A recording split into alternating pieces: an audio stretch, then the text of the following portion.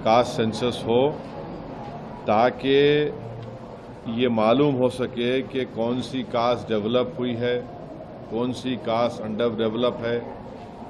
और दूसरा ये है कि फॉरवर्ड कास्ट में कितने वो लोग डेवलप हुए, कितने उसमें डेवलप नहीं हुए हैं।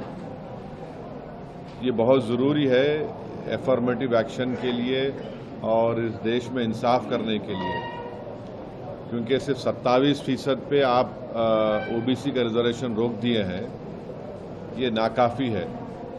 और कास्ट सेंसस ही इस चीज़ को साबित करेगा कि बैकवर्ड कास्ट इस देश में कितने पीछे हैं, कितना उनसे नाइंसाफ़ी हुई है।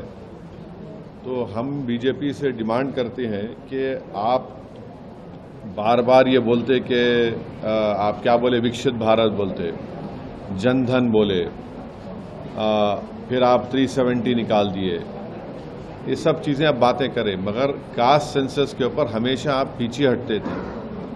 और जब कास्ट सेंसस का डिमांड शुरू हुआ तो खुद प्राइम मिनिस्टर और बीजेपी के बड़े बड़े लीडर्स बोले कि बटेंगे तो कटेंगे, और इस तरह की वाहियात बातें होती थी।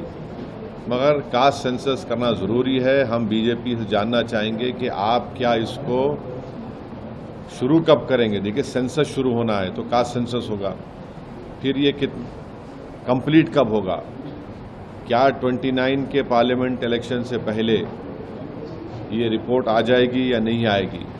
और साथ ही साथ ये है कि बीजेपी हमेशा बोलती पसमानदा मुसलमान। भाई, पसमानदा मुसलमान का क्या मौक़िफ़ है, क्या उनका स्टेटस है, कितना डिप्रिविटी उनमें है, और जो नॉन पसमानदा मुसलमान है उनका क्या पोजीशन है। और तेलंगाना की हुकूमत जो रेवंत रेड्डी सीएम है, उन्होंने यहाँ पर कास्ट सेंसस किया, जिससे मालूम हुआ कि 56.32% तेलंगाना में बैकवर्ड कास्ट का पॉपुलेशन है। और रेजोल्यूशन भी पास हुआ कि तेलंगाना में बैकवर्ड क्लास का रेजोल्यूशन 42% होना चाहिए। तो जाहिर है जब कास्ट सेंसस होगा तो गवर्नमेंट किसी की भी हो, उनको 50% के थ्रेशोल्ड को ब्रेक करना पड़ेगा। और जब कास्ट सेंसस की रिपोर्ट आएगी तो मालूम होगा कि नॉन गवर्नमेंट सेक्टर्स में भी अदर बैकवर्ड क्लास से कितना उनका डिप्रिवेशन है, तो उस बारे में भी सोचना पड़ेगा।